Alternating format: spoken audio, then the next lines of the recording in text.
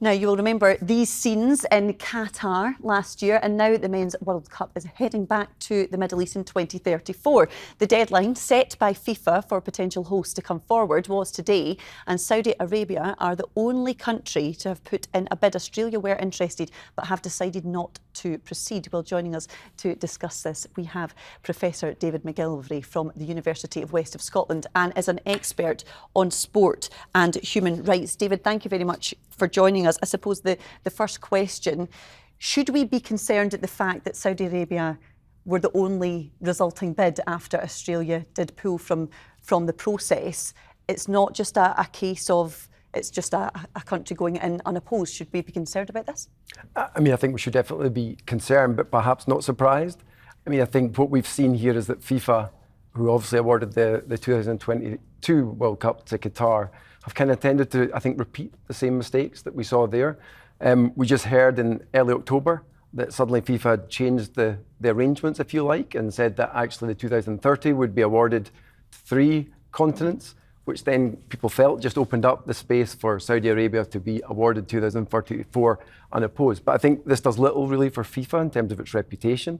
FIFA has introduced a human rights policy a number of years ago, and it feels like it's just not really been able to follow through on those principles and those commitments. And profit seem to take over when it's looking to make these decisions, as opposed to some of those really important principles that it has set up and stated in its own objectives. Should we be surprised that a potential World Cup is happening in Saudi Arabia, just given the move that we've seen, particularly, it's not just in football either, in many sports, to the Middle East? And I mean, we've just seen the money and the players that we've seen move. If we look at football, the likes of Ronaldo and Neymar. So should we be surprised that we're seeing the biggest tournament in the sport? No, we absolutely shouldn't. And actually, this is part of a really significant strategic investment by Saudi Arabia. Since 2016, Mohammed bin Salman, the Crown Prince, has really very, very clearly stated the ambition to use sport. So many people use the term sports washing to reflect Saudi Arabia using sport, which is often perceived to be a positive, good thing, to distract attention from some of the less palatable elements of the Saudi regime, politically, socially, culturally. So that strategy has been backed with significant investment. And that means that they've as you know, talked about the football investment, but also investment in a large number of other events that have been held in Saudi in recent years. And I think the awarding of the World Cup, which isn't quite happening yet, but will be probably next year formally, it's just a culmination of that. It's a culmination of a strategy that has used the investment in petrochemical dollars, essentially, to actually blow everyone else out of the water.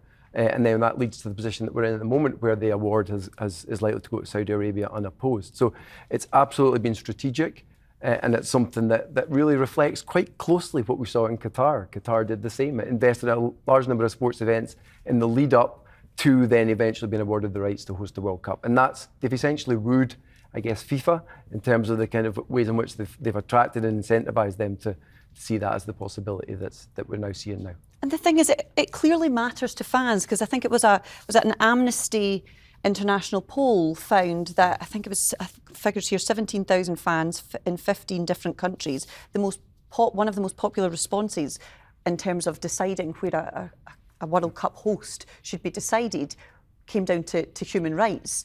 So fans, it's important to fans, but ultimately if fans are still voting with their feet and they're still spending their money, is that what can make the difference?